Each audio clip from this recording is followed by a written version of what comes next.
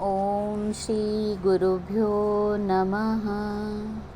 श्रीमद् भगवत गीता अध्याय 18वां श्लोक 14।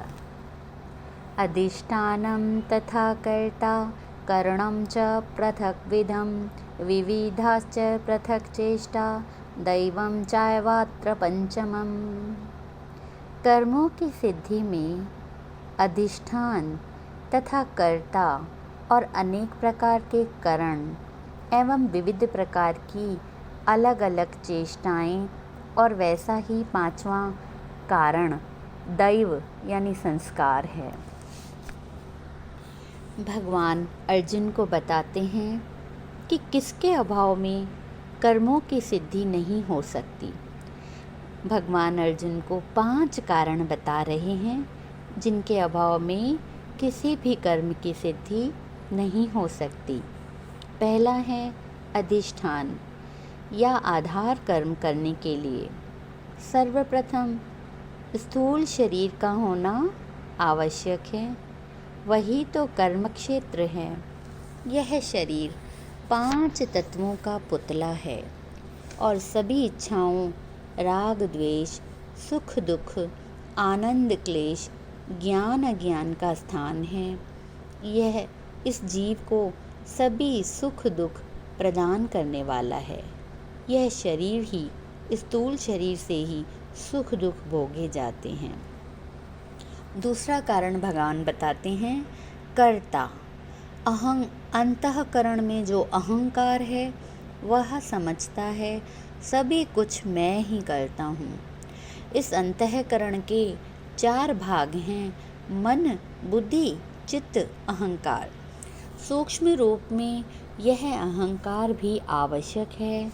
अंतःकरण के बिना यह शरीर मृत पिंड के समान है, अर्थात सभी कर्म प्रकृति के द्वारा होते हैं, किंतु जीवात्मा समझता है कि मैं सभी कुछ करता हूँ, इसलिए उसे कर्ता कहा जाता है।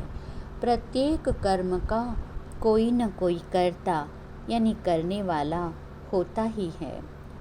तीसरा कारण भगवान ने बताया है जिसका नाम है कारण, यानी साधन और इंद्रियां जिनसे कर्म करते हैं, करण भी कहते हैं इसे। ये यदि सचेतन और सावधान नहीं हैं तो कर्म संपन्न नहीं होगा। जैसे किसी कारीगर के पास पूरे औजार नहीं हैं तो वो ठीक प्रकार से अपना कार्य नहीं कर पाएगा। तो हमारी समस्त इंद्रियां सचेतन होनी चाहिए, सुदृढ़ होनी चाहिए। चौथा है चेष्टा। विविध इंद्रियों को सक्रिय करने की शक्तियां, अर्थात प्राण और श्वासों की विविध गतियां। प्राण नहीं तो इंद्रियां कुछ नहीं कर पाएंगी।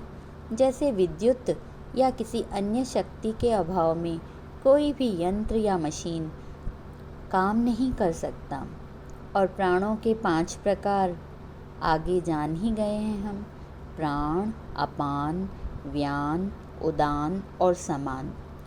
इन इन 5 प्राणों के सचेतन होना बहुत आवश्यक है। 5वां है दैव। इष्ट देव प्रत्येक कार्य की सफलता के लिए ईश्वर या किसी न किसी देव देवता का इष्ट के रूप में होना भी आवश्यक है, जिसके निमित्त कर्म किया जाए। व्यवहार में भी यदि कोई स्वामी न हो तो परिश्रम का फल कौन देगा।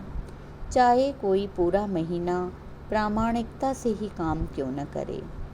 इस प्रकार परमार्थ के कार्य में भी इष्ट देव के बिना किसी को कोई सफलता नहीं मिलती। किसी भी देव देवता को इष्ट बनाया जाए तो फल देगा, यद्यपि सभी अवस्थाओं में देने वाला परमेश्वर ही है, जो भिन्न भिन्न देवताओं के द्वारा ही फल देता है। इस कठिन युग में सरल उपाय तो यही है कि इष्ट देव भी एक परमेश्वर को ही बना लिया जाए, क्योंकि कितने ही देव देवताओं को संतुष्ट करना भी अत्यंत कठिन है। उन्हें प्रसन्न करके वरदान या फल की प्राप्ति के लिए विशेष विधि विधान होते हैं। पूर्ण परमेश्वर के निमित्त कर्म करने में कोई संकट नहीं है और अंत में फिर फलदाता भी वही परमेश्वर हैं। तो फिर सीधे उन्हीं से उसी से क्यों न प्राप्त कर लिया जाए। सभी देवी देवताओं का सम्मान किया जाना चाहिए, समय समय पर उनकी पूजा उपासना भी की जाए। किंतु आज आयु अल्प है, विघ्न अनेक हैं, अतः सीधे प्राप्त करने के लिए एक परमेश्वर को ही अपना इष्ट देव बनाना लाभप्रद और पूर्ण उपाय है। यदि हम सभी कर्म एक ईश्वर के ही निमित्त करें तो अधिक चिंता करने की आवश्यकता नहीं है। जो ईश्वर पर श्रद्धा और विश्वास रखकर कर्म करता है उसके सभी कार्य प्रभु सहजता से सफल बनाते हैं। ओम पूर्णमद पूर्णमिदं पूर्णात् पूर्णमुदच्यते पूर्णस्य पूर्णमादाय पूर्णमेवावशिष्यते। ओम शांति शांति शांति।